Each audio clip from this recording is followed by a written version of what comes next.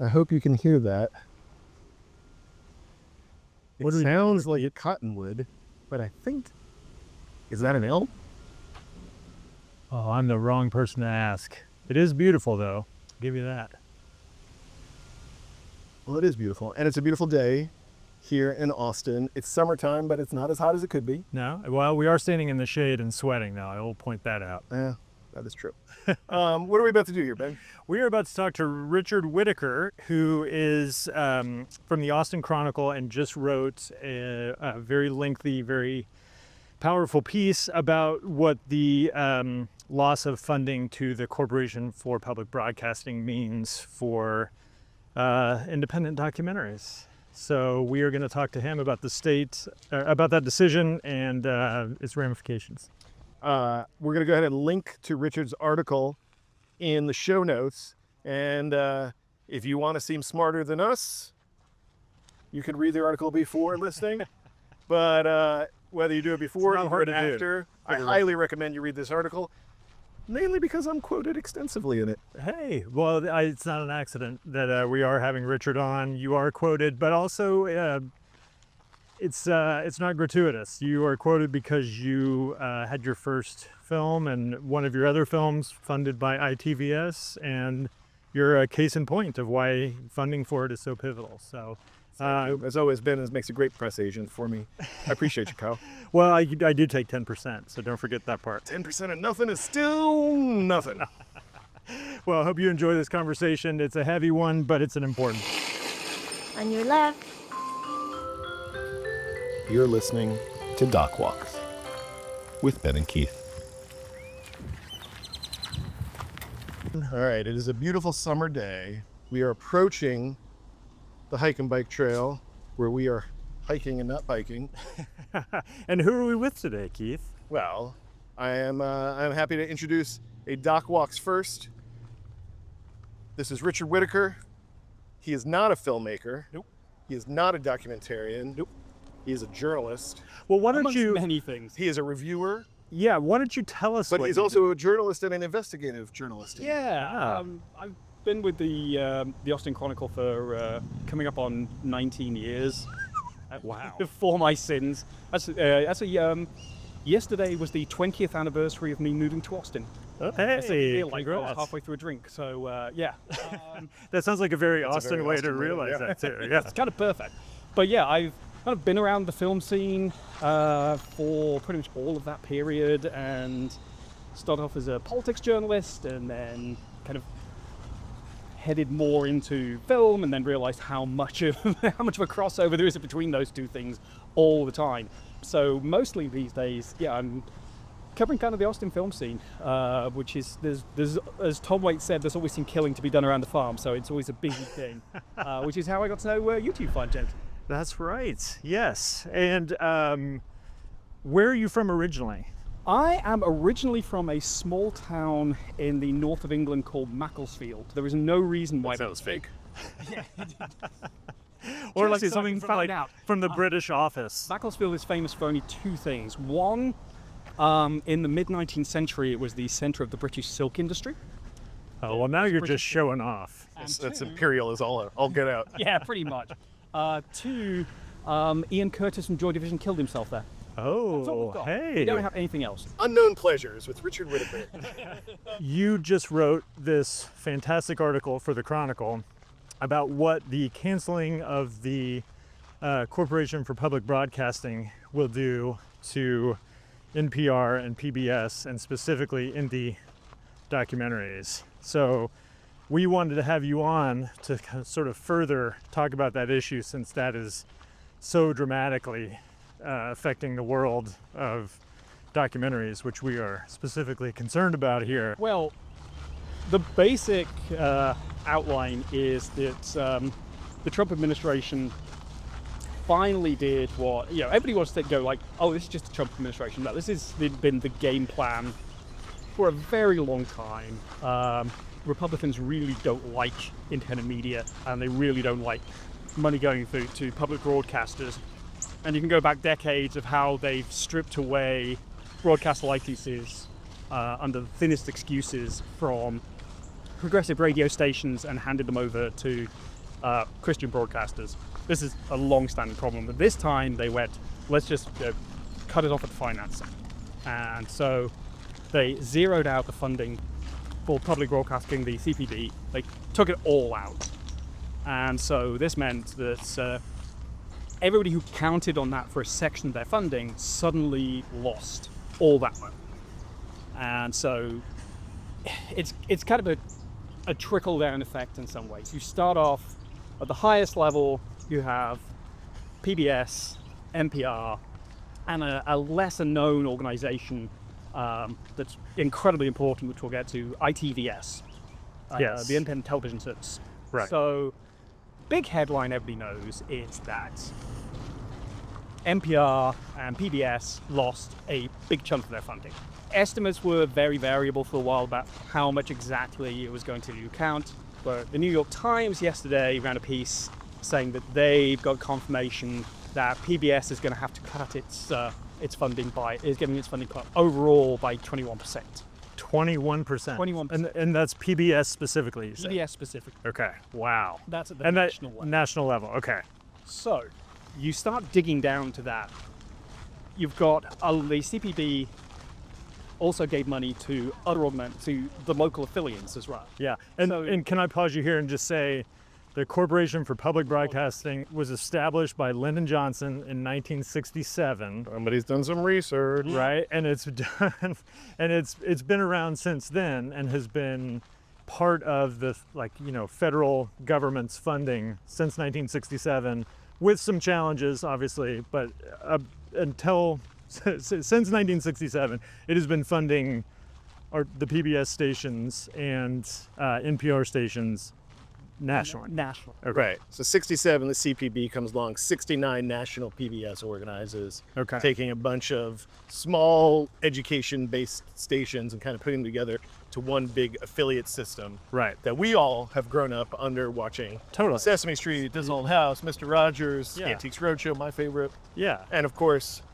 POV and Independent Lens, Right. the shows that, as documentary filmmakers, we aspire to be a part of. Absolutely. And then also buying in a lot of British shows and calling them masterpieces. There you go. That's fun. So along, Right. this is one thing. It's a big ego stroke for you. Well, no, but the thing is that this isn't going to be localized just to America. Part of how those shows are made is by their ability to sell internationally. And a lot of those series have been able to count on PBS money. So internationally, this changes the equation, not just in the US. Because wow. We'll start getting into how this trickle down starts hitting you. The issue you have there, at the top level, you have the big organizations, PBS, NPR, at the national level, losing money. You get lower down, and the money that goes from them to the local areas, to the local affiliates, they start getting hit because it's going to be a bigger chunk for some people than others. So, for example, I talked to Austin PBS, and they're like, well, we're probably talking about 10% of our revenue is disappearing. Right. That's the number I've heard. Is between 5 and 10%. And then there's all the hidden costs. Because CPB covered a lot of stuff like satellite costs and electronic infrastructure. And suddenly they're in a situation where, how do we pay for this? Do we all come together? Do we have to get an independent contracts? How do we sort this all out? And one of the big ones for KUTX, which is the Austin music station, CPB used to cover music licensing. Music costs. licensing. I remember this from your article. Yeah. So now they've got to go, well, how much is this going to cost us? Right, and it could be hundreds of thousands of Yeah. dollars to So- license songs now. They- Yeah, and let's pause here and focus, for our purposes, on documentaries, and talk about PBS and its program ITVS, which is the Independent Television Service, and how many documentaries that is responsible for each year, and what a huge blow that is going to be to our field. It's absolutely enormous. So can you kind of set the stage for explain what ITVS is and what they're responsible for? So I think a lot of people who watch documentaries and sit around to the end of the credits have seen the ITVS logo Yeah. Including on Keith's films. Two of my films. Yeah. So basically, they're the biggest producer of independent documentaries in America. They come in at an early stage on a lot of projects, and either I know talking to you, even when they turned down, they provided advice. That's right. They come in with grants. And to like 25 to sometimes 35 or 40 films a year. Yeah. So a huge amount of very important stories that, as you said, the streamers aren't going to pay for, Right. but are fantastically important. Yeah. And a lot of times these are, like you said, these are not projects that streamers would fund. Like, they're political, they're like idiosyncratic in a way that's amazing. commercial. The thing that's amazing about ITVS to me is the birth of ITVS, which comes out of a moment in time when independent voices were having a hard time because of the political moment they were living in, Yeah. getting their voices heard on national PBS. And so this is 69 you're talking about. No. 69 is the birth of PBS. ITVS, I think, is in the 80s. Yeah. And basically, during the Reagan era, there was a lot of pressure by right-wing power in Washington to drive PBS into a more center-right or just straight-up right kind of storytelling model. And independent filmmakers from around the country banded together and went to Congress and demanded an opportunity to present outside perspectives. And so independent voices came to the fore and said, we need an independent arm that allows For these types of stories. That's right. And I learned the story straight from one of the people who testified in front of Congress. Somebody I'd love to get on one of these walks, which is Gordon Quinn, who's the founder of Cartem Quinn in Chicago. He's one of the executive producers of Hoop Dreams. And he's a legend. And I met Gordon at ITVS when I was there presenting my first film, The Eyes of Me, and he was there with the film he was producing. And all these years later, he was still kind of grinding it out, just like the rest of us. And but he told us this story over lunch at Burma Superstar in San Francisco. Oh, I love that place. So delicious. And the idea of independent voices kind of getting together and saying, we need our own way, is where ITVS came from. And so it was funded by the Corporation for Public Broadcasting outside of the control of national PBS. Mm-hmm. And so it was a response to this moment. It was a response to an idea like this moment, Right. that ITVS was born. And so here we are, almost 40 years later. The fact that what they were afraid of has not only come to pass, but is hobbling that very institution, is beyond irony to me. Yeah. Yeah. That's It's dark. the thing. You need independent documentaries. Right. The statistic that I read that just floored me was that it costs 5 cents per American Yeah. to fund the CPB each year out of the budget. So we're talking about a tiny amount that is responsible for so many incredible films. Like basically, like a lot of our art form, is created under this organization. You're talking about multiple Emmys, multiple Peabodys, several Oscar nominations. I mean, these aren't, when you say independent, people think small, but they may be small productions, but the impact is huge. Right. Just two more quick things I want to point out about ITVS that I think matter more than anything to me. One, they take a chance on emerging voices. So much of what they fund are from people who haven't broken into the industry, who haven't made a name for themselves, who haven't proven that they can do this complicated magic trick of producing, directing, editing, and delivering, a featured documentary. But they're willing to take that risk because they know that we need always new voices joining the mix. So they're always letting new people onto the playing field. And because of that, they're making work that is impacting audiences in a new way every season of Independent Lens. The second thing that matters even more than that, and this is not just ITVS, this is PBS in general. We keep throwing around the word streamers. Before there were streamers, there was cable. Before there was cable, there was broadcast TV, right? The one thing that's been consistent all through these changing formats is PBS, and PBS is free. Yeah. And when you're making a film about a marginalized community that nobody's ever focused on, the people in that community need to see their story reflected. They need to hear their voices, and asking them to pay $9.99 a month or $15.99 a month just to kind of have the privilege of seeing their own story reflected. Right. There's something like really powerful about knowing that the work you've made is widely available, and that there's no barriers. That's a really great point. I hadn't thought about that. The thing I thought you were going to mention, Keith, which is also so incredible about their funding model, is that the ownership reverts to the filmmakers. Yeah. So like, Which stays with them. That's right. It's a licensing agreement. right. So ITVS just gets it's just the public broadcasting element.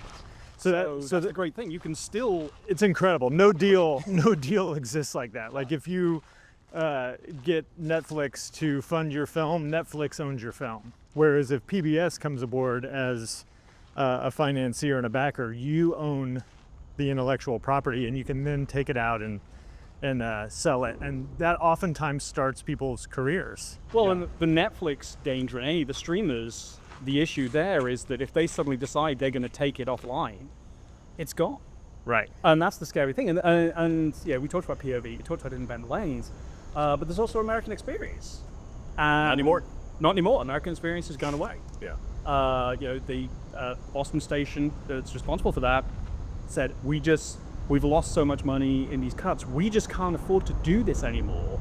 And that's decades of tradition and another outlet for documentaries. And audiences just gone, just vaporized. So I talked to Ben, talked to people who were going to be directly affected by ITVS, called ITVS. I think I was one of very few people who actually called ITVS. Yeah. Because they're what I call an invisible entity.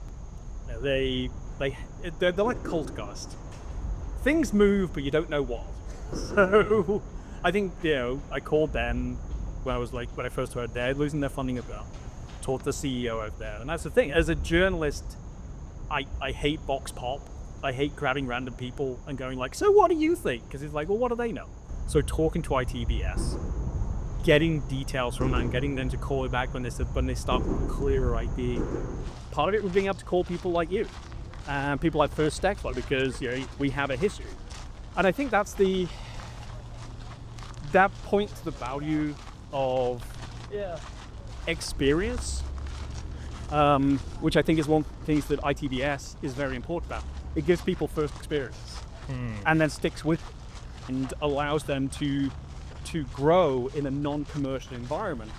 And you always get this thing of people saying like, well, if people really want it, then the market will provide for it, which is utter nonsense. Thank you. Well, the market will provide for certain things. Yeah. But that's what I was going to say.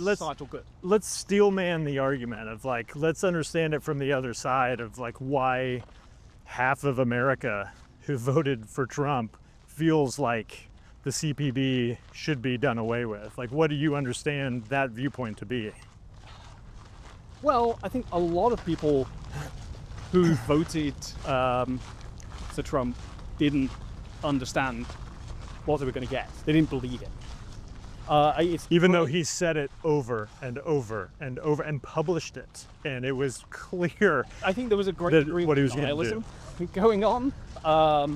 It's the new repeated story, which is the farmer or the factory owner or the meat processing plant owner who goes, well, when they said undocumented workers, I didn't think they meant my undocumented workers. Right. So I think people didn't think what it meant, didn't take things seriously. I think there is also always this thing of we presume people know what we know, and they don't. So we understand the mechanics and the history and the purpose of CPB and ITVS, but most people have got no clue what that is. I used to cover education a lot, and the idea that part of the attack on education is to make people generally less informed so they'll be less informed voters. That's very common currency in education circles. They won't say it out loud because nobody wants to be the person to, upset They still think you're going to be able to deal with people who hold those positions, which you can't. They are absolutely your cultural enemy. So I think most people just didn't get it. I think that Cultural enemy with Richard Whittaker. Sorry. Just always looking for a title. Can I? I grew up during the strikes. Lots of strikes in the UK. So I'm very No, you're very hard line on a lot of stuff. There's no, and I appreciate it. I like laying a line in the sand. Can we get back to ITVS and PBS, and kind of what you learned about the impact on what's going to change for them, and what the CEO of ITVS had to say to you? The CEO was very specific, and told me we know this was coming down the line, and even if it didn't happen, then we wanted to be prepared for it to happen. So they've shuffled a lot of their financing around, so they're good for the next year. They can fulfill their responsibilities to every project that is currently in production. But they fired a fair amount of people. They had to fire a bunch of people. I think it was about 15% of the staff they had to fire. So they've taken a hit automatically. But I think this wasn't as surprising to them. They knew internally. Right. So they had to lay a bunch of people off, restructure. They didn't do a call this summer. They didn't do a call for applicants for grants. Okay. So basically, they're not offering their service any So longer. but Wow. that's just for this year. Okay. Because the whole point is to buy themselves a year so they can run around and do this one thing they've never done before, which is fundraise. Oh wow.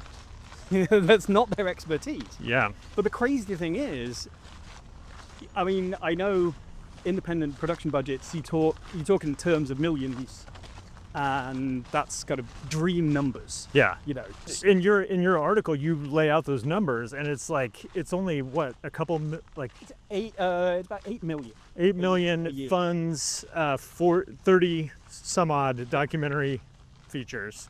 Because they Which don't is- fund absolutely everything, but they're They give a They're bulk of the chunk- financing. Yeah. a good chunk of it, so they get Right. people started. Right. And then a lot of those projects go on to then find additional investors because they are 50% or more. Call granny for their finishing funds. More Yeah. often it's the opposite. More often it's you have to come to the table having raised some money. They prefer to be the last money in. Oh, I see. And the reason why, to their, smart credit, is they want the money that they put into projects to go to projects that will definitely be completed. Yeah. Right. And so everybody wants to be the last money in because the film's gonna get delivered. Right.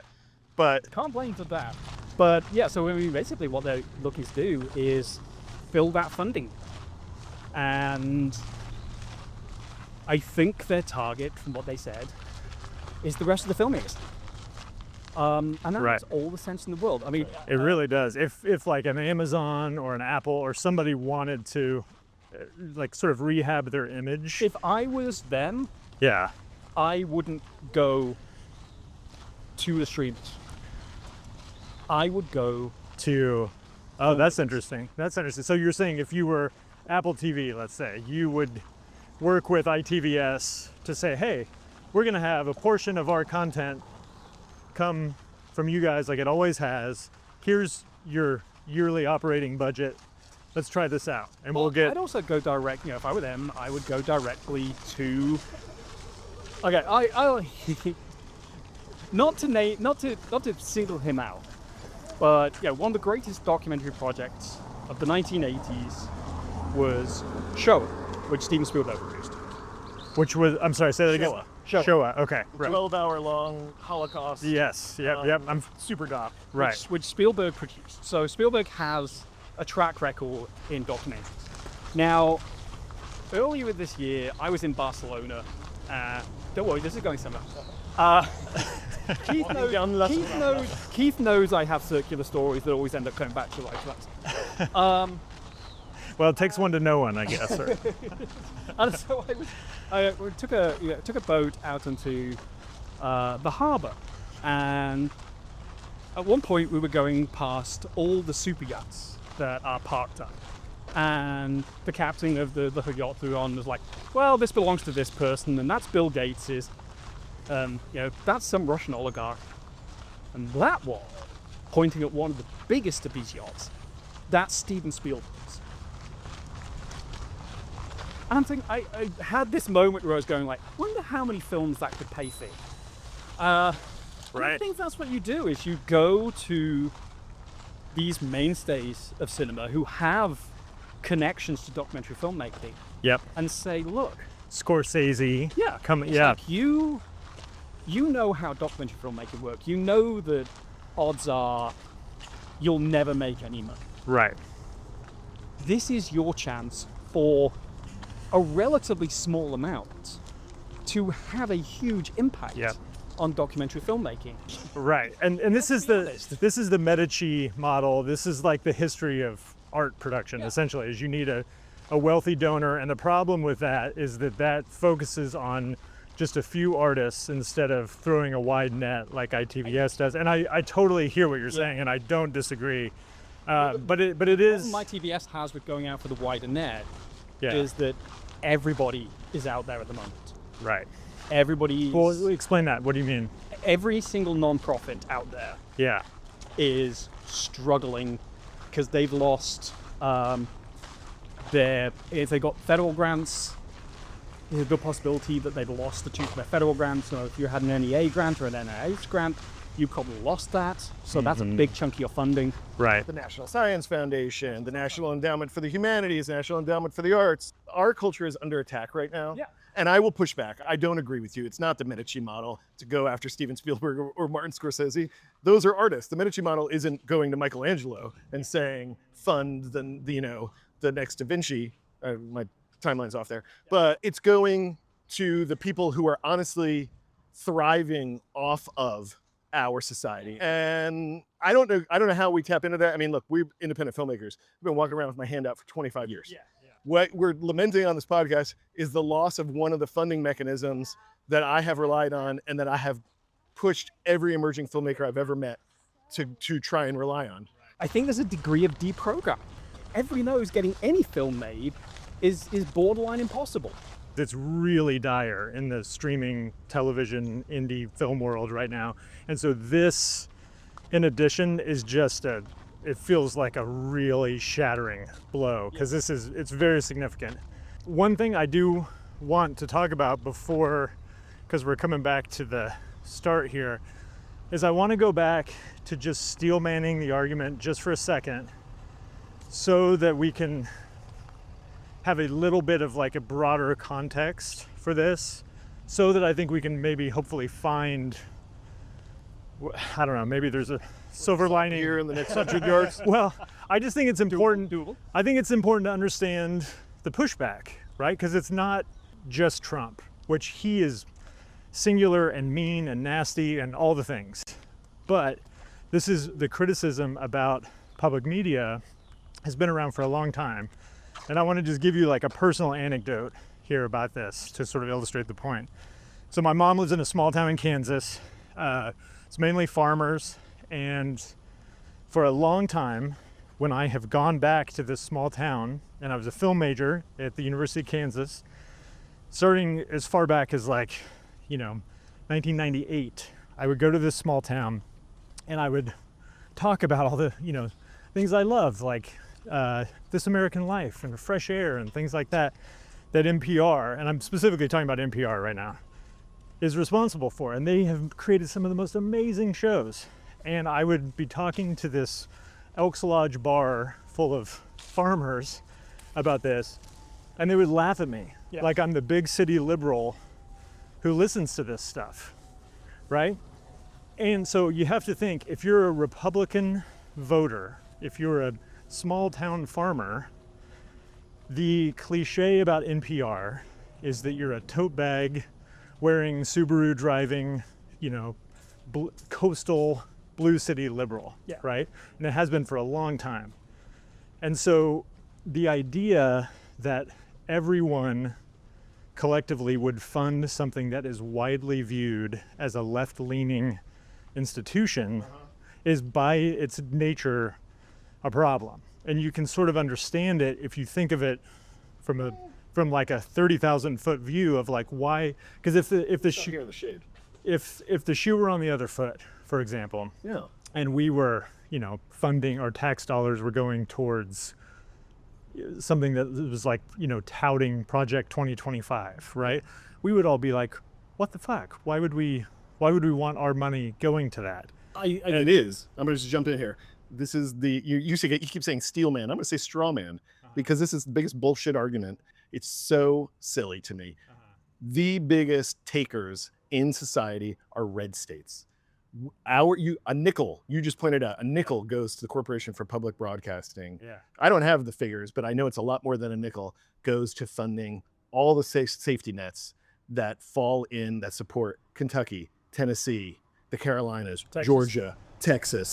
Texas is a net recipient of federal funds, which they don't like to talk about. They get very upset when you talk about that. That's right. I once mentioned that around Rick Perry when he was still governor, and he just shot me this dirty look and moved on. We subsidize the energy sector left and right. We subsidize banking. We've bailed out every major bank in America. We've bailed out every major automotive manufacturer. Yeah. Elon Musk is the biggest taker in this town right now. He's taking from our tax dollars under the bullshit. From tax breaks and things tax like that? breaks, incentives, grants, like federal contracts that don't go through the standard process. Right. Just last week they were reporting that AI, like the government is doing a massive push into AI, and Sam Altman went on a trip with Donald Trump, and over that trip got in his ear, and when they came back, they fast-tracked him to the front of the line with the General Services Administration to basically put together the biggest federal contract for AI services that we've seen in 25 years. And they did it in the course of like a week. Yeah. If you can bail out the banks, if you can throw all that money at AI, if you can bail out the energy sector, the automotive sector, you can cover a nickel. I'm not going to take your Elks Lodge argument and say like, oh, we are such a cliche of Subaru driving tote bag. You know what else is a cliche? Red hat wearing Cybertruck people. And what they don't do is sit around worrying about if they're coming off as a cliche. So I'm not going to sit around worrying about if I come off as a cliche. Yes, I have a Subaru in my driveway. Yes, this gear is going back in a tote bag when this podcast ends. Right. But I am proud to wake up every morning and go and pick up a camera to connect with stories, to bring stories to light, to serve our culture. This is a service industry. And anybody who ignores that is ignoring what makes life worth living. And I think you've got to go back to some of the roots of this. This is about money. This is about rich people who don't believe that anything in the public sphere is good because they're not making money off it. That you're dealing with very greedy people. And that's what it comes down to. It's greed and hatred of anything that's not them. And then they've send that message out to people who don't necessarily have the contrary messages. They don't have people going like, hey, well, you say it's all left wing, but, go watch Where Soldiers Come From. Like, that's about dudes Go watch Okie Noodling, which is, Oklahoma as it gets. Yeah. It's, watch these because these are stories that are about you. You're not excluded. You're part, and I think it's that tone. You don't say, you're not excluded. You're part of it. You go, you're not excluded. You're part of our family. Right. And it's that long, slow process of winning people background and saying, hey, this stuff's cool and it's fun and you're part of it as well. Right. And I think it's the long slog. This is the, as my wife keeps saying, this isn't one election cycle to fix this. This is decades, that's always hard to hear. Yeah.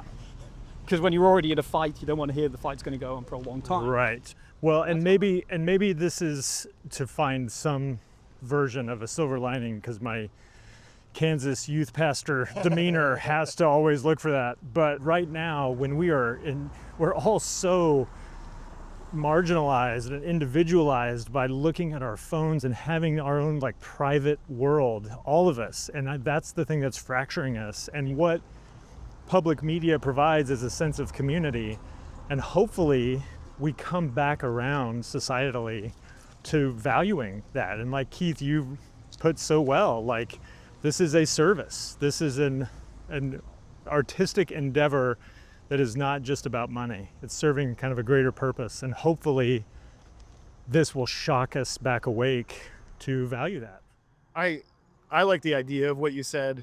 I also think it's okay to sit in the sadness of this moment and to recognize there's never been a moment in my professional career where PBS wasn't under threat of being defunded, where CPB wasn't, worried about congressional oversight, but I took it for granted. And I think it's okay to acknowledge that, to recognize it, and to just sit with that sadness for a moment before making a plan and taking action. I think it's one of these positions amongst Republicans now that they have to say it. Now it's a point of orthodoxy. But a lot of them don't believe it. When I was talking to Paul Steck, Yes, I was just... Paul yep. was saying, a lot of the access he got to hardline Republicans over the past 30 years, he was like, anti-PBS. So they know it's not a fight. They know it's not a punk. They've built up this myth, and I think it's getting some Republicans to say, no, it's been silly. And I think if we're lucky, we'll have some distancing effect eventually where they start to back down. Yeah. Yeah, that's a hope. The other hope, and this is I hate to do the children are our future, because I've met some children and some of them are really dumb. But we are starting to see, again, this new phase of kind of a reaction to the isolated, build your own reality online existence. Mm-hmm. As shown by the fact that we've had some real weird breakout success films again. Original IPs, kind of strange little movies that are like, hang on, how did Sinners make a huge amount of money? How did Weapons make a huge amount of money? What is happening? And there's been some interesting deep dive pieces where a lot of younger people are going like, I like being in theaters. Yep. And the thing about theaters is that they are a communal experience. And this means you have to accept a shared reality.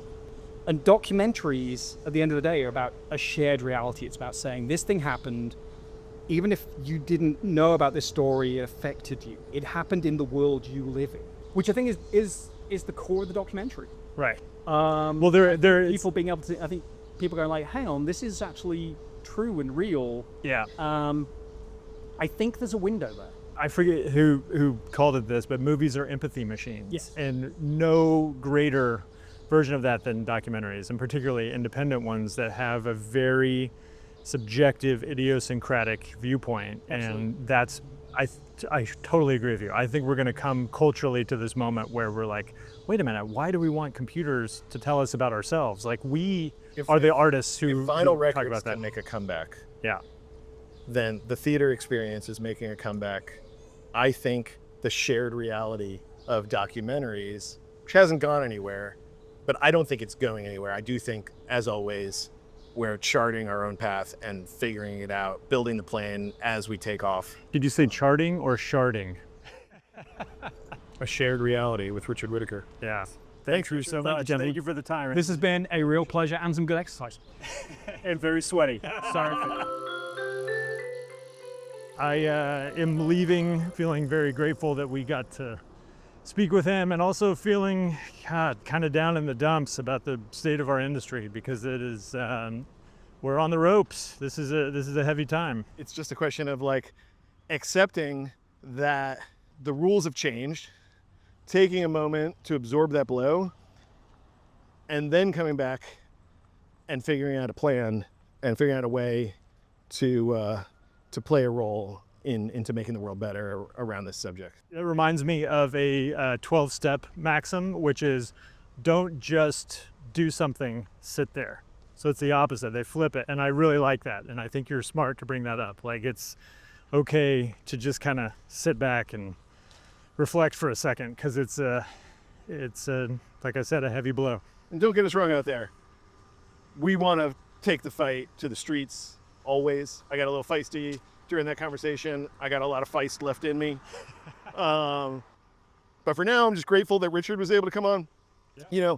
Rich has been a fixture here in the Austin film community as a critic and a reviewer and a writer. I would have loved to get into his role of being a critic. So maybe we'll have him back on a future episode.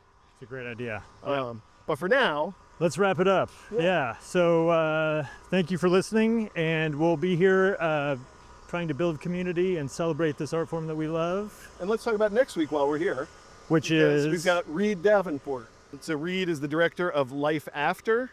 We talked to Reed about the making of the film and his point of view as a director and this subject. We also talked to his producer, Colleen Cassingham, about what it's like to work together as a team and what it's like to self-distribute this important film, before it finds its home on Independent Lens this fall. so apropos. So stay tuned for that one, everybody. Thank you as always for listening. If you like our show, please rate it. Tell your friends. We are in this to, again, celebrate this art form, build community, and we hope that you are getting something out of it, because we certainly are getting something out of making it. So thanks for being here, and we'll see you on the next one. Bye-bye. Doc Walks is created, produced, and edited by my friend Ben Steinbauer of The Bear. Hello. And my friend Keith Maitland of Go Valley. Thanks for tuning in. Follow us at DocWalksPod on Instagram, X, and YouTube.